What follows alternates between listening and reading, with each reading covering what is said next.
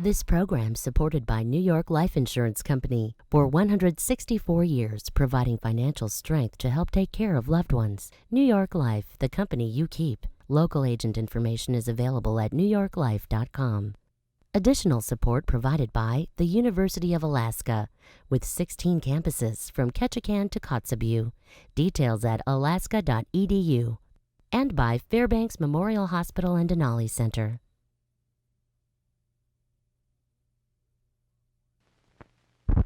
This is Bob Bartlett, your delegate in Congress. However, I'm not appearing before you today in that capacity. I'm here as a campaigner. During the last several years, I've been on TV out here in the States a good many times, but this is the first time I've ever made a campaign film for TV. Progress has surely come up north.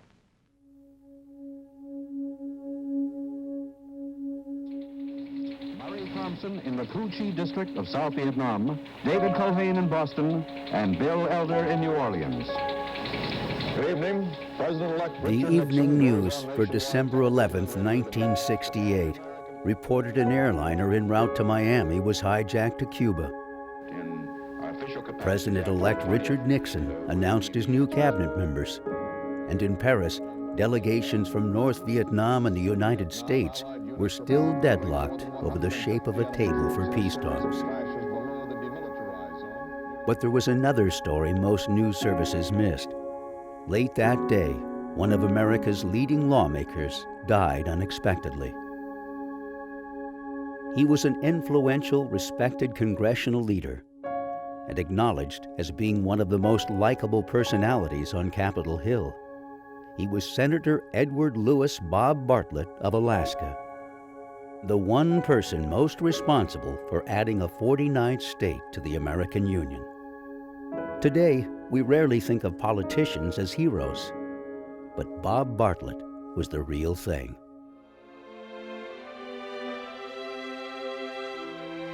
His story is a real-life version of Hollywood's Mr. Smith Goes to Washington, but one that begins in a gold mining town in Frontier, Alaska.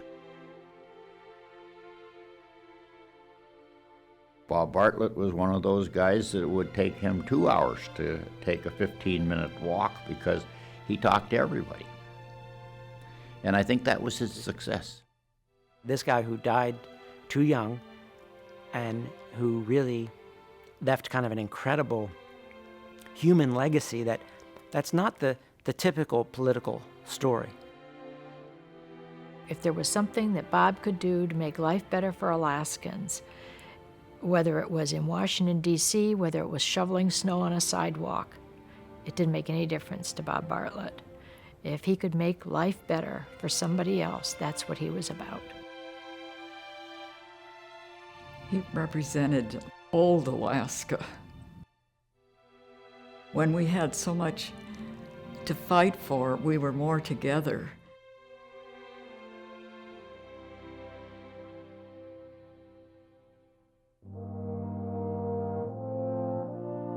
The Bob Bartlett story begins with gold. It was the Klondike Gold Rush, and Bartlett's father worked in the Yukon Territory, hauling freight with horses and mules. He married the camp cook, and together, Bob's parents moved to Fairbanks, in the heart of Alaska Territory. It was not a hugely prosperous community, but it was not a desperately poor community. You know, the people of Fairbanks were kind of muddling along. There was a good, solid base of an economy, primarily bottomed on gold mining. By the time Bob Bartlett was in high school, the gold rush had slowed, and jobs were scarce. Still, Bob managed to get his foot in the door at the town's leading paper, the Fairbanks Daily News Miner. He was a skilled writer and drawn to reporting. He just loved the written word. I wouldn't say it was an obsession, but it was a method of expression for him that was very satisfying. He felt that he could communicate very well in the written word, and so starting out on the newspaper was good for him. Bob had a childhood sweetheart. Her name was Vidi Gosted. We went to high school together, and she helped him with various lessons, and then she was bound for college, but he liked her a lot, and Bob followed her to University of Washington and California, and Vidi finally decided to succumb to his entreaties and to marry him. In the summer of 1930, Bob and Vidi were married in Valdez. Only 2 people witnessed the ceremony, their friend Tony Diamond and his wife. Diamond was a lawyer from Valdez, and in many ways he was Bartlett's political mentor. Their personal and professional friendship was important in shaping Bartlett's future. Diamond was one of the first Alaska politicians to use air travel for campaigning. On one trip, he landed a small float plane on the river that runs through the heart of Fairbanks. He stepped from the airplane and accidentally walked straight into the plane's still spinning propeller. Its force pitched him into the river, and at first, bystanders believed he was killed. When rescuers eventually found Diamond, he was alive with only an injured arm. Bob Bartlett thought the drama of Tony Diamond's barnstorming accident would appeal to readers in the States, and sure enough, the New York Times bought his story and also asked for a report on the Alaska election campaign. Bartlett called Alaska a cross-section of America. He predicted Alaska and the whole country would vote Democrat and send Roosevelt to the White House. Bartlett's prediction seemed far-fetched, but several months later, he was proved correct on all counts. The Depression just so thoroughly discredited the Republican Party in the United States. It's really hard to sort of appreciate how bad things got actually in 1932. That was, of course, the arrival of Tony Diamond and ultimately Bob Bartlett.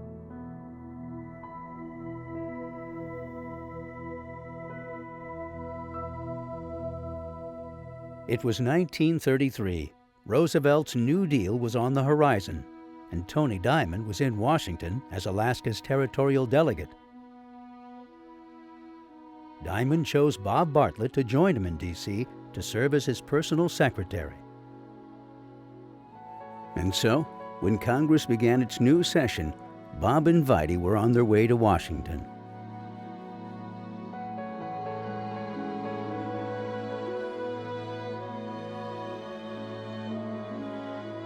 When they finally arrived at Union Station, still clutching their suitcases, they saw the Capitol building for the first time. Years later, Vidi said sharing that moment was one of the most thrilling memories of her life. Unfortunately, the practical challenges of a life in Washington, D.C. were less enchanting. Although working for Tony Diamond was exciting and challenging, Bob wasn't sure government service was a viable career. He was taking home about the same salary as he had in Fairbanks, but his living expenses had tripled since moving to Washington. The Bartletts stayed in D.C. just 18 months before moving back north with her baby girl, Doris Ann. Bob had landed a new job with the Federal Housing Authority in Alaska. Bob was working in Juneau during the summer of 1935 when he got word that his father had died suddenly while working his gold claims north of Fairbanks. So Bob went back to the mine and was very unsuccessful. He did not do well. I don't know whether it was a lack of water, what it was, but in any event, it was not a very successful enterprise.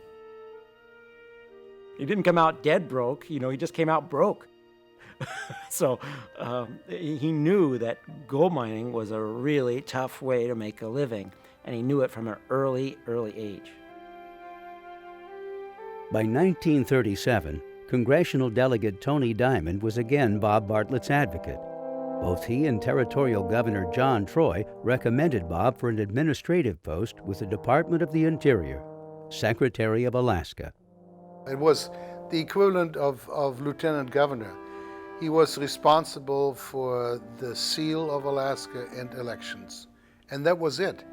It was a position that paid fairly well, according to the standards of the time, and had very few responsibilities. And that was something that Bob really liked. He wasn't very industrious at that point. It was like a job made for him. Not long after Bartlett began working as Secretary of Alaska, a conflict of interest scandal resulted in both Alaska's territorial governor John Troy and his personal secretary resigning their positions. The Roosevelt administration appointed a new territorial governor. He was Ernest Gruening. You know, the arrival of Ernest Gruening in 1939 brought three things together. It was the right man in the right place at the right time. FDR, in essence, said, you know, Ernest, you go and pull Alaska into the 20th century and bring it into the New Deal. And Gruening worked hard in doing just that. And he made Bartlett his equal in that endeavor.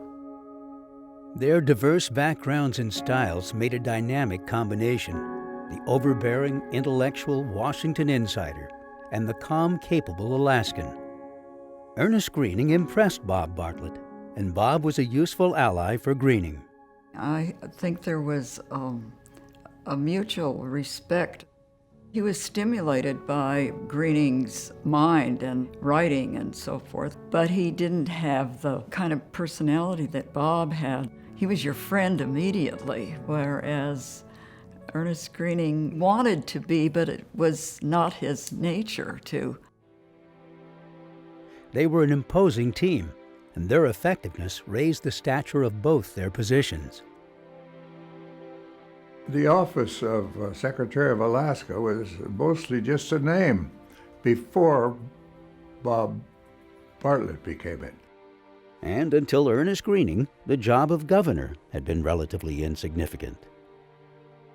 You know, as a governor, Gruening is not only head and shoulders, he's head, shoulders, stomach, waist, and feet above every other governor of Alaska in Alaskan history. Matter of fact, you know, Gruening did more himself as governor and made more of an impact than all the other governors of Alaska probably combined in territorial days, all of them. The reason Gruening was an intensely polarizing figure was that no governor before him, and really no one after him, ever made as much use of what was in essence a pretty measly administrative post, governor of Alaska, until 1939 and Ernest Gruening comes along, and then everything changes.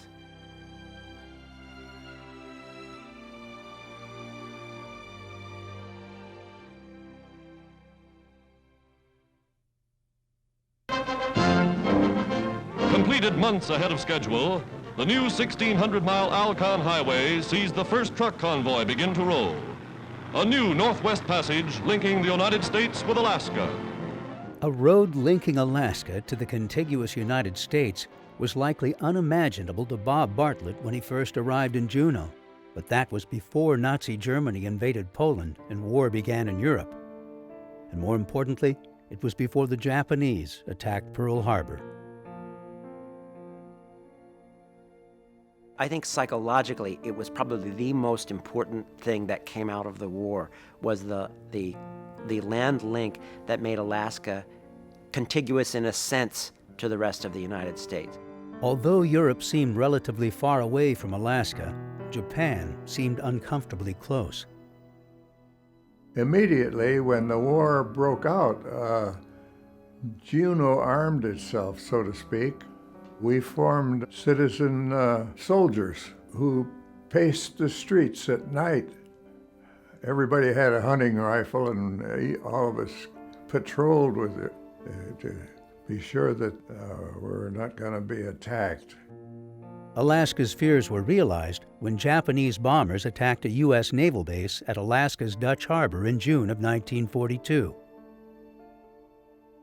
3 days later, Japanese ground forces seized the Aleutian Islands of Attu and Kiska.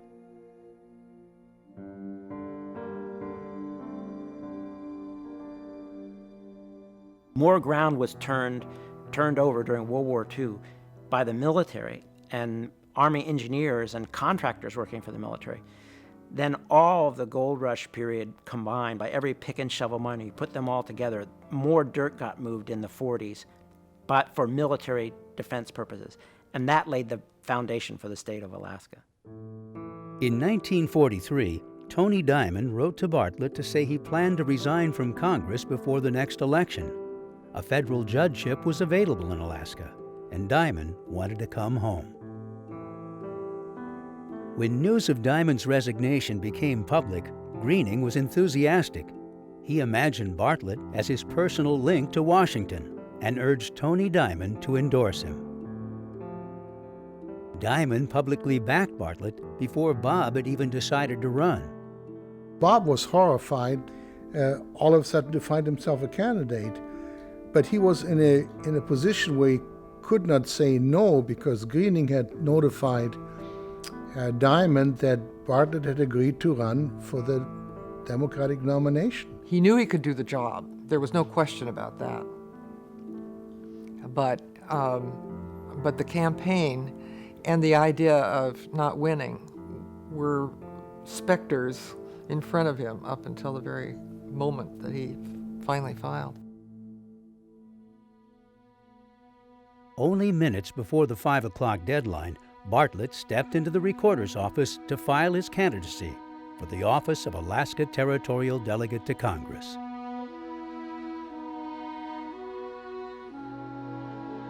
Although face-to-face he was warm and personable, Bartlett was awkward with public speaking. He wrote exceptional speeches, but he had trouble reading his notes, and you could tell he just wasn't comfortable.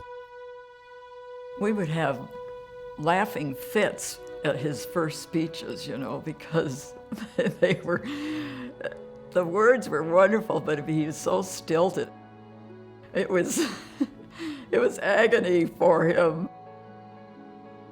Bartlett's first speech raised the two major issues he intended to pursue in Congress: statehood for Alaska and abolishing fish traps. Bartlett recognized both would hit home with many Alaskans.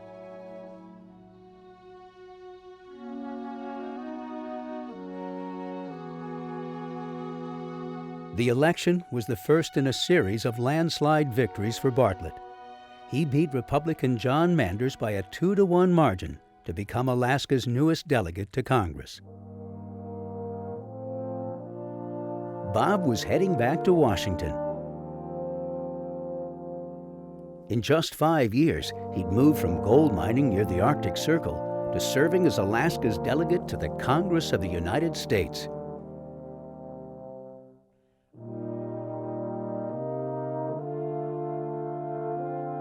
Everyone I met said that Bob was the most liked member of the Congress. Partisanship may not have been much an issue back then. Seniority was. And since Bob had none, because territorial delegates had none, he was neither above or below. Well, he was below everybody else. In the Congress, he didn't have a vote, so he couldn't spoil anybody's legislation. Everyone realized he couldn't be for it because he had no vote. He had a very pleasing personality. People liked him. Why did Sam Rayburn change his mind? All I could get was he liked Bob. What was the issue with Lyndon Johnson? He liked Bob. On January 3, 1945, Bob Bartlett of Alaska took his seat as territorial delegate. Bartlett was an official member of Congress, but his position had no voting privileges. You have a fellow who has to learn the art of achieving something when he can't trade a vote. There's no quid pro quo possible. So he has to do it by dint of relationships and substance. Because he can't do it. He's not a horse trader. He can't be a horse trader. He's got nothing to trade. He had a very perceptive view of what the interest of each member was, and he could spin it to his advantage in trying to explain the importance of that legislation to a member, even if you were from Iowa. Alaska was regulated by the amended Organic Act of 1912, which limited all branches of territorial government. Alaska, as a territory, was never granted the essential home rule privileges enjoyed by every other territory in the history of the United States. The Congress would never permit us to have our own court system.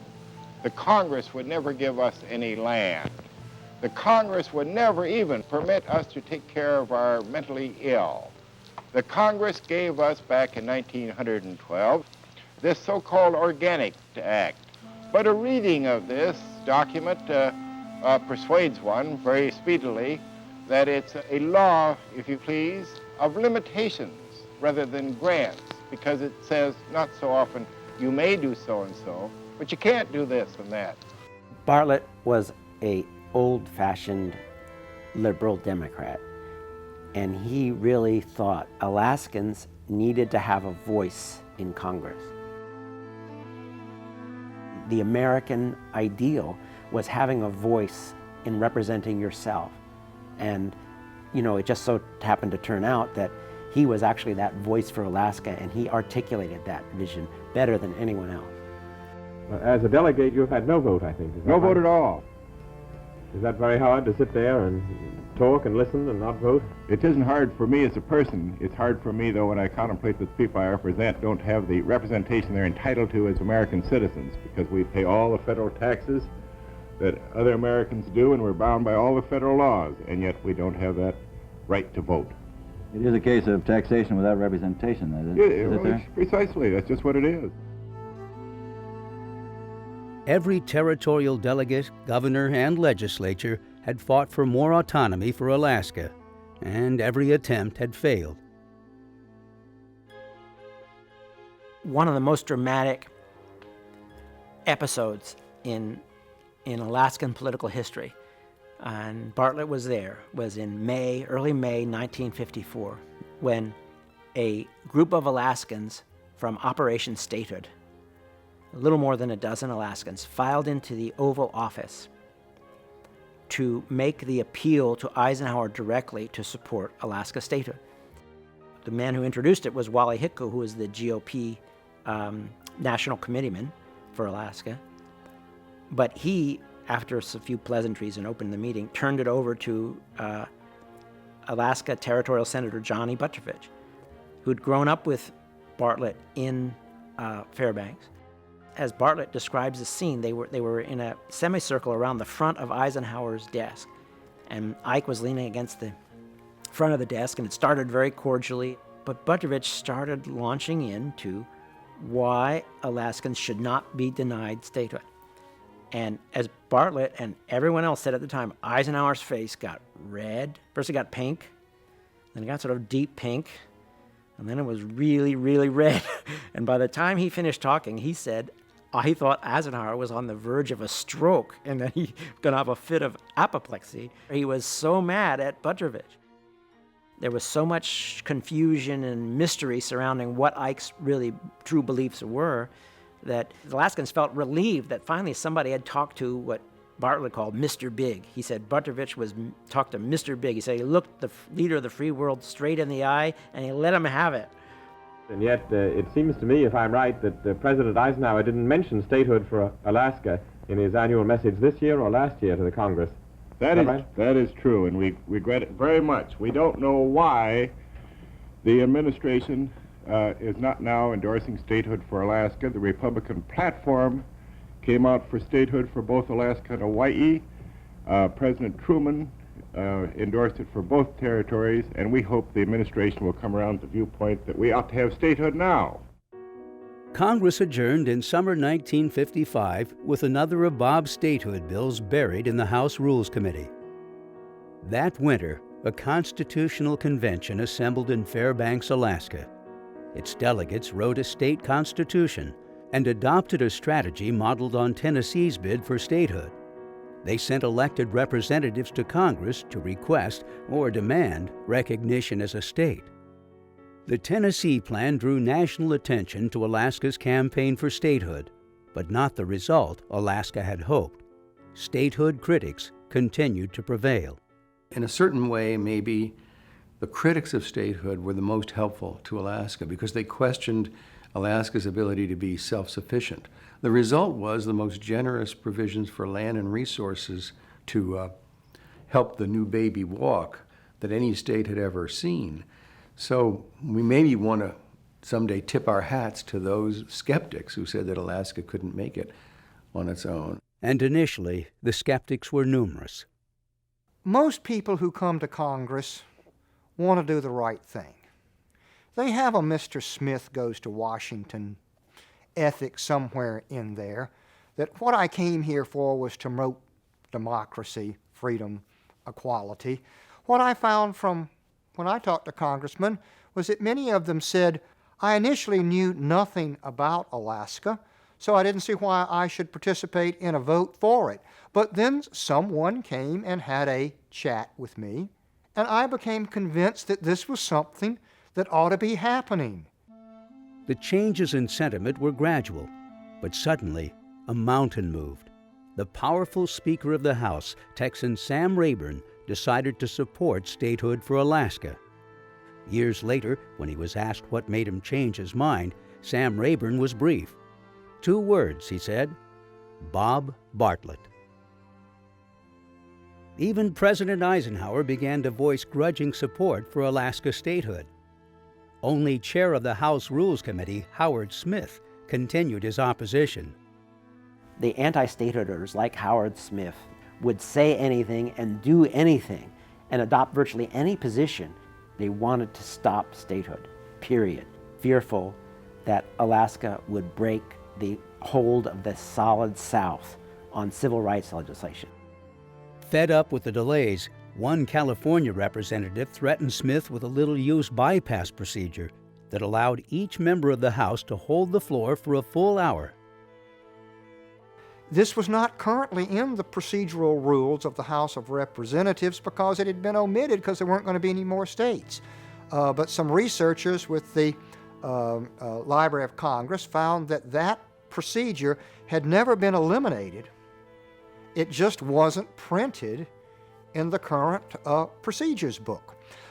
So Rayburn said, okay, let's try this technique.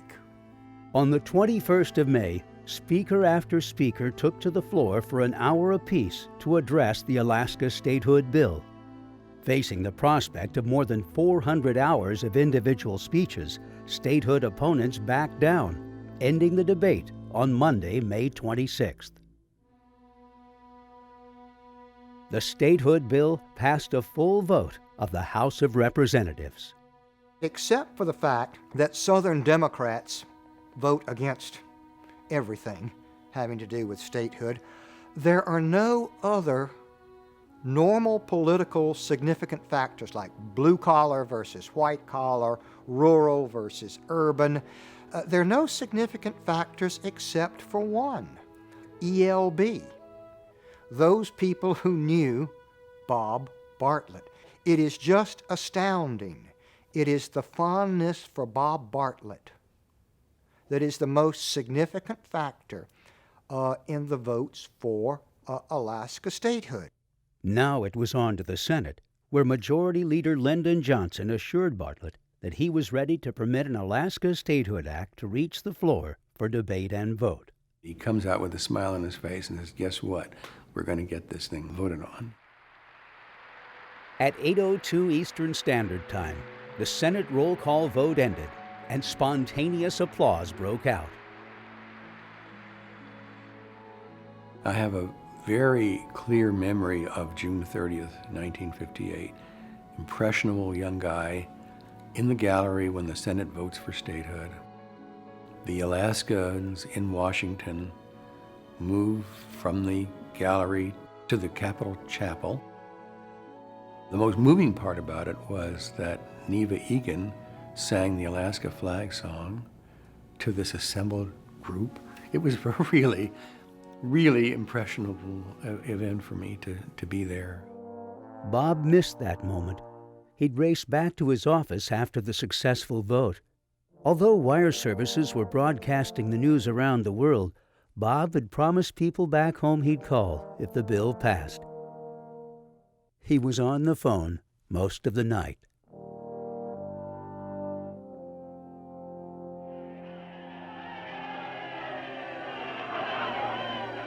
With blazing headlines, Alaska newspapers heralded the climax of an American drama, the creation of a new state.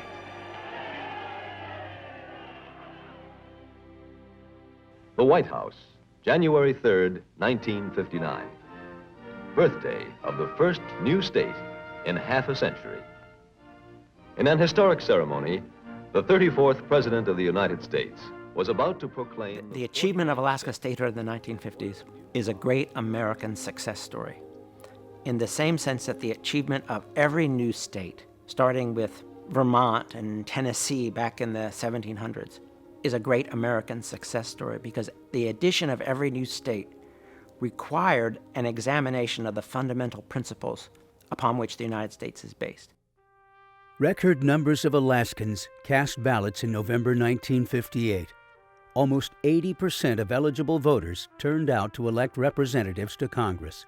The people chose former Territorial Governor Ernest Greening and Territorial Delegate Bob Bartlett as their senators.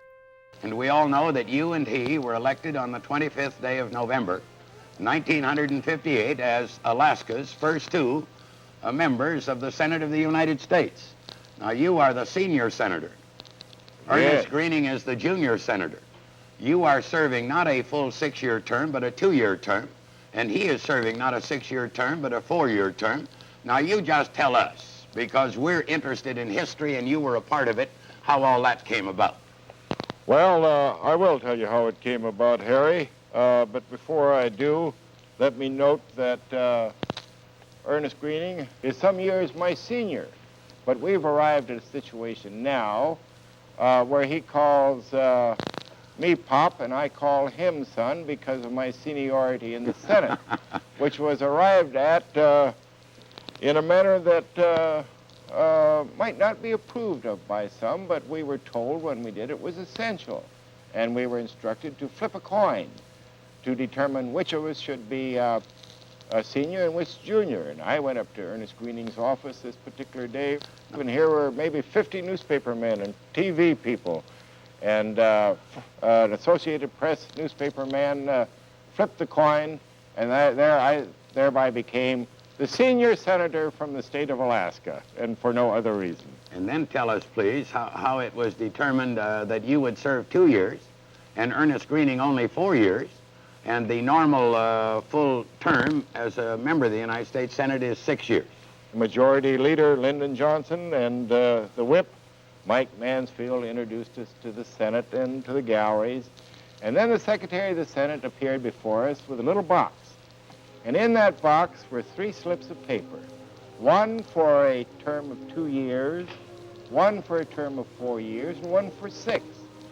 Well, I reached surely and swiftly there and came right out with a 2-year term, and thereby became the senior junior senator, first such in the history of the United States, and Ernest Greening became the first junior senior senator.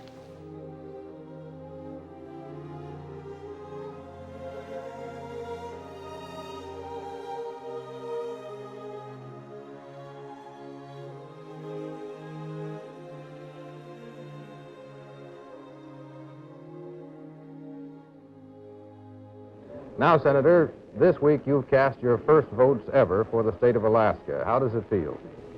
Well, it felt wonderful, Mr. Strasser. A little strange. You know, I've been over in the House of Representatives for 14 years as a non-voting delegate. I didn't have to pay any attention to these bells ringing the quorum calls, and now I do.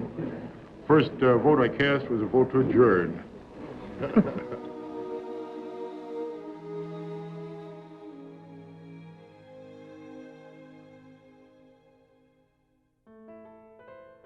Eisenhower had signed the Alaska Statehood Bill, But within the year, a new president was at the helm.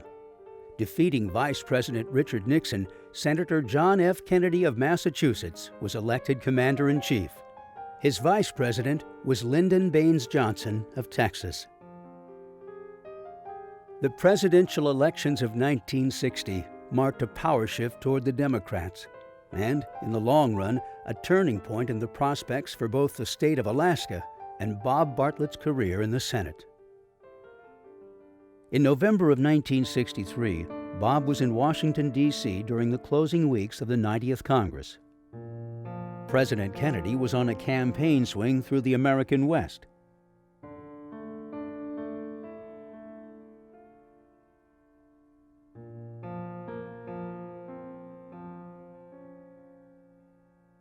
As the nation mourned the assassination of John F. Kennedy, the government began its transition to a new administration. Lyndon Johnson was well known to Bob Bartlett. LBJ had played an influential role in Alaska's successful bid for statehood. Bartlett had no idea that only 4 months after the inauguration, he'd again be grateful for Johnson's help. In Washington, D.C., it was early morning, March 28th, when the phone started ringing. Alaskans living in the capital city were stunned by a barrage of calls from the north. One of the most powerful earthquakes in recorded history had struck Alaska. It measured 8.4 on the Richter scale and triggered a tsunami that caused death and devastation as far away as Hawaii and California. I went with Bartlett out to Andrews Air Force Base, and by then Ernest Greening was there, and there were reporters from New York Times and CBS and the various other networks. As we were going back to the terminal across the tarmac, there was Air Force One. And so McDermott from the White House called LBJ, and Johnson, who had just been flown to his ranch in Texas, said, "Yes, you can have a plane, so long as you have it back in time to pick me up real early on Monday morning."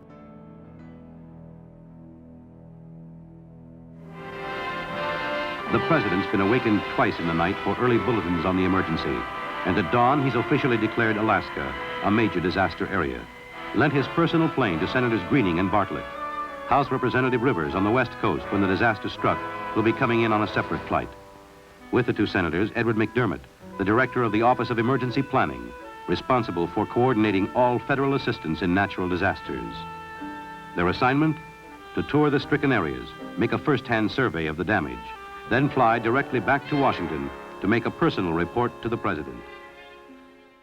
The president just instructed all agencies to do what had to be done, and Congress gave the necessary authorities where was needed. They appropriated the money, and each of the departments just went beyond anything they'd ever done. It was like a wartime situation. It was phenomenal what happened. We were able to do in 60 days what it usually took a year, 2 years to accomplish. The swift federal response was a reminder of how Bob Bartlett's relationship with Lyndon Johnson helped Alaska, and how hard Bob worked for his constituents. He stopped and really just devoted himself to that issue and trying to do everything he could to help. And he did. I mean, he did an incredible job. I think he really was the standout person. At the time, I was just amazed that he suddenly devoted so much energy and resources. He was a model of how to tend a constituency and how to make sure that you didn't get so carried away by national issues and by whatever causes you're involved in here that you forget who sent you here. I mean, he knew how to put first things first in terms of looking out for his home state and making sure that the staff was focused that way as well. We had a rule that any letter that came to our office had to be answered within 24 hours. Even if it was just an acknowledgement, thank you for your concern, I will take it up with the, passport division or something. But the voter had to get an acknowledgement, the citizen had to get an acknowledgement within 24 hours. Can you imagine that rule being imposed anymore? That was a principle of his, that he felt that everybody had to get an answer within 24 hours. He had a magic touch with people. I mean, he would remember people's names. He would inquire about the family relationships, and he would always write notes. It was so nice to meet you in some roadhouse on the Richardson Highway, and the weather was miserable, but I hope you and Johnny made it home safely, and cordially, Bob Bartlett. His popularity was based upon the letters that he wrote, the newsletter that he got out, the numerous times that he would visit the little fishing villages and talk to them, the way that he would go out of his way when anyone from Alaska came into the office. It was their day. People had an enormous affection for Bob Bartlett, an enormous affection. And one reason they had this enormous affection for him was, of course, his own emotional makeup and the fact that he had great empathy. But you can't lose sight of the fact that he was also a skillful and calculating politician. You cannot be a master of the legislative process unless you are calculating, in the sense that you've calculated the odds, you've calculated the danger, you've calculated your position, and because you're trying to get a piece of legislation passed. Over the years, much of Bob's legislative work was innovative, with wide-ranging impact. He led efforts to pass the Consumer Radiation Safety Act, which shielded patients from medical and dental X-ray exposure. He was instrumental in protecting American fisheries by extending territorial water boundaries from 3 to 12 miles. Closer to home, Bartlett guided the Omnibus Statehood Act, which outlined all the physical and administrative details needed to launch the new state of Alaska. He also developed the groundbreaking Alaska Mental Health Enabling Act to reform treatment of people coping with a range of mental disorders. The state had distinctive needs, and Bob used his Washington influence to help build its infrastructure. Bartlett was very instrumental in housing, and he was the prime force in providing funding for some of the early Alaska Native housing efforts. They, with the help of Senator Bartlett, built the earliest rural housing programs and also the major housing effort that was done in Bethel, where they built, they were building a house a day there for a period of time. But to me, of all of Bartlett's legislation, the one that I find most representative of the man is one of the bills known as the Bartlett Act, which clearly comes through the inspiration of his administrative assistant, Hugh Gallagher, who was a polio victim, confined to a wheelchair. Hugh Gallagher lived in a world where a 2-inch curb could mean the difference between getting into a building or not.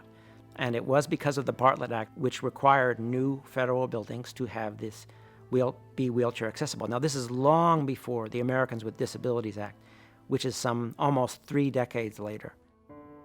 The most contentious foreign policy issue of the 1960s was America's military involvement in Vietnam.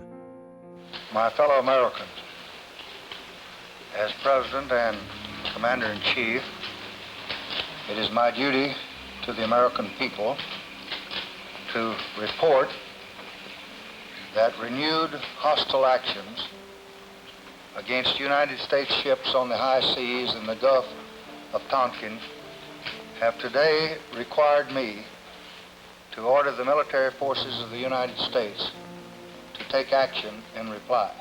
What became known as the Gulf of Tonkin Resolution passed the U.S. House unanimously and passed the U.S. Senate by a vote of 88-2. The 2 no votes were from Wayne Morse of Oregon and Ernest Greening of Alaska. Now, people have discussed why Greening did this, because it was political suicide. And Johnson couldn't fathom it. His reaction after the Tonkin Gulf Resolution was, what does Greening want? I gave him all that money for the earthquake. From Lyndon Johnson's point of view, Bob Bartlett was his kind of a legislator, his kind of man. You know, you could deal with him, he was loyal, he stayed with you, and he walked the talk. That's not Ernest Greening. Ernest Greening could talk, and he might walk in a different direction. So this goes to the heart of the matter of the two different individuals. Ernest was bombastic, he was out front, his ego was always present. Bob was almost the invisible person. He might be much more effective because of the way he was able to work with other people, but he was not necessarily there when the credit was given out.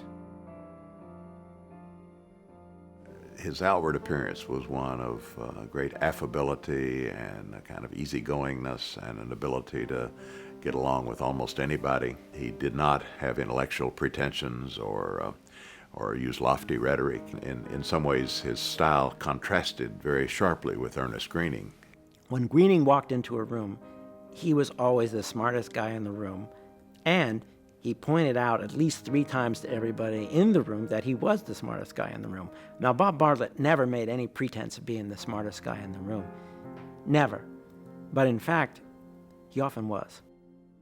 That was Bob's style, no question about it, and it paid off handsomely for Alaska. My impression was that Bartlett saw himself as sort of the workhorse, you know, of the two senators, that he tended to the bread and butter issues, you know, of Alaskans. And I think many of us from rural Alaska also felt that way.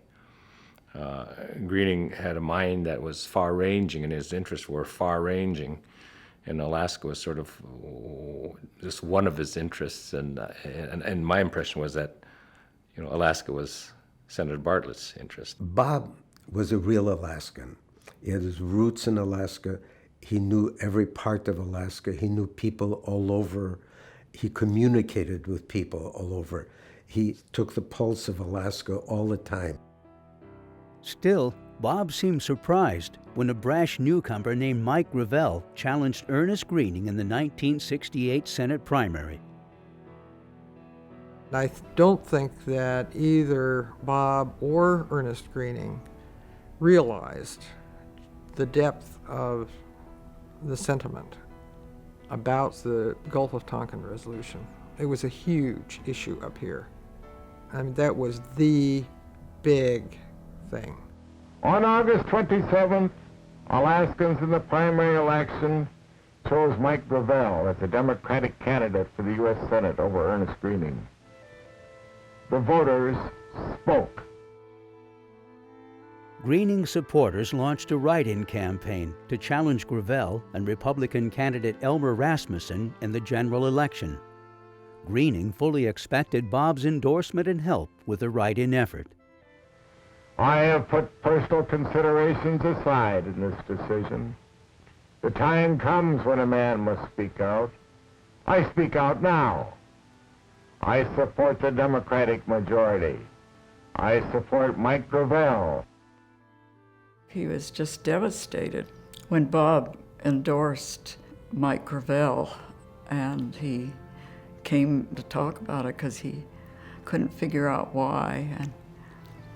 And I told him that I thought he was under medication and that it was not the real Bob talking, because I just couldn't. It was heartbreaking to see. The changing political scene was unsettling, but there was a more fundamental concern. Bob's health was failing.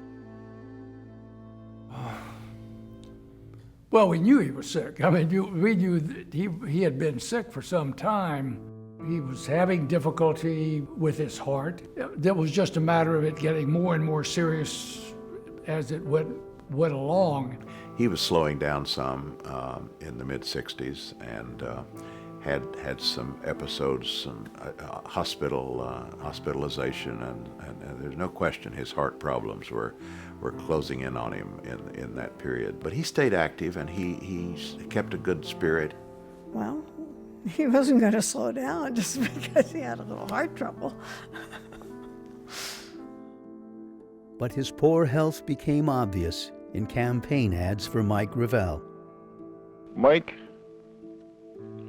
you possess an ideology. You have a dedication to your people that's priceless. Retain that.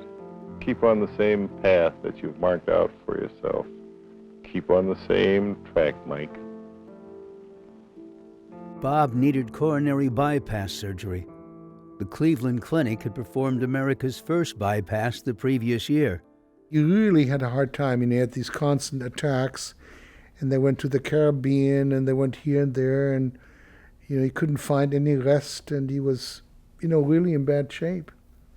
And then finally the decision, to have that bypass, which was experimental in Cleveland, and he has a note to his physician. He says, don't let your scalpel slip because the law has changed, and the current governor, Hickel, will appoint a Republican in my place. As he was recovering from the operation, Bartlett suffered a series of cardiac arrests. Then he seemed to rally, and on December 8th, his doctors expressed cautious optimism. It was going real well at first. He had a very good vein that they'd taken, and they said he was doing fine, but he just started slipping.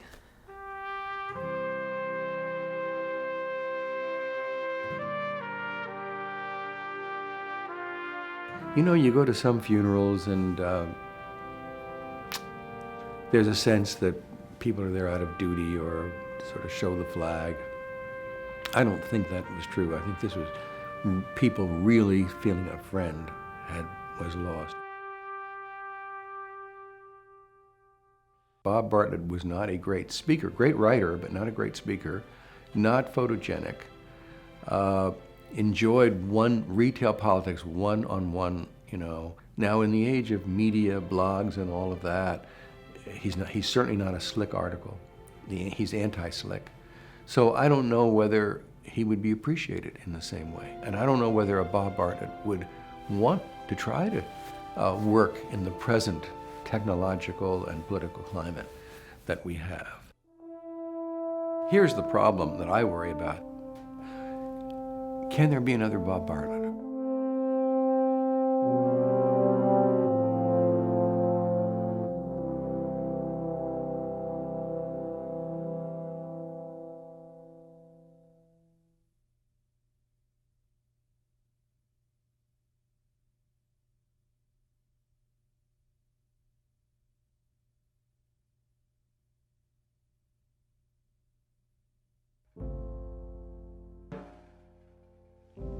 Alaska has been my life. Alaska is my dream.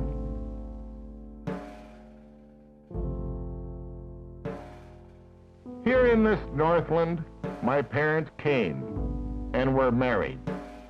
Here I grew up and was married. And it is here that one of my daughters and my grandchildren make their home. You have greatly honored me in the past. I most sincerely hope I have been worthy.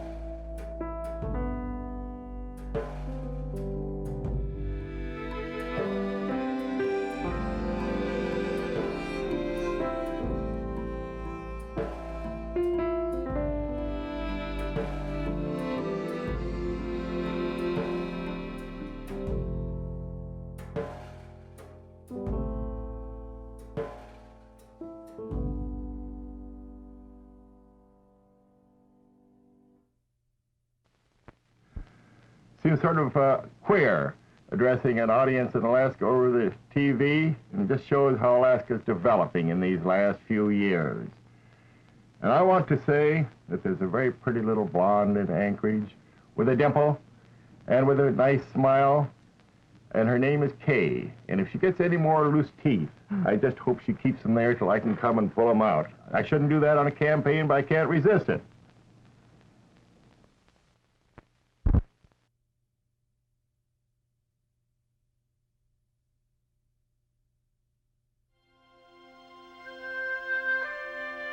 More information about Bob Bartlett and his role in Alaskan history can be found at mralaska.org.